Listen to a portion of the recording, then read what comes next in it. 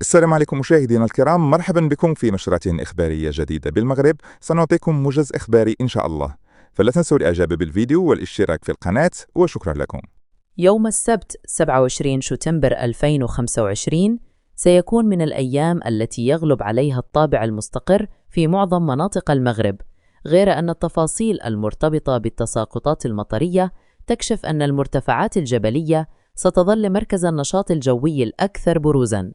في الأطلس المتوسط سيكون مرشحاً لتسجيل أمطار محلية خصوصاً في محيط إفران وخنيفرة، حيث من المتوقع أن تتشكل بعد الزوال سحب ركامية كثيفة تتطور بفعل الرطوبة والاختلاف الحراري، وهذه السحب قد تعطي زخات مطرية متوسطة القوة أحياناً مع احتمال حدوث رعد متفرق. كذلك في الأطلس الكبير ستكون الزلال وسهولها الجبلية على موعد مع أمطار محلية خلال فترة ما بعد الظهر، بينما يمكن أن تمتد بعض الزخات إلى مناطق بني ملال وحتى أطراف مراكش المحاذية للمرتفعات، وإن كانت الكميات هناك أقل.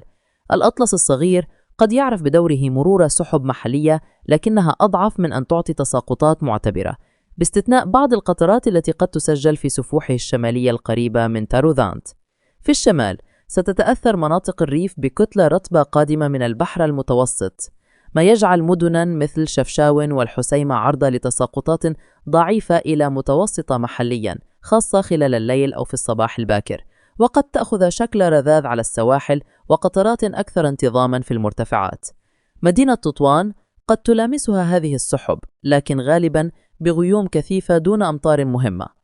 أما السهول الأطلسية الممتدة من الرباط والدار البيضاء نحو آسفي والجديدة، فالطقس سيكون مستقراً وصافياً إلى قليل السحب دون أي مؤشرات على هطول، في حين تبقى فاس ومكناس تحت تأثير حرارة داخلية مرتفعة نسبياً مع سماء قليلة السحب دون أمطار تذكر، إلا إذا وصلت بعض السحب من الأطلس المتوسط المجاور.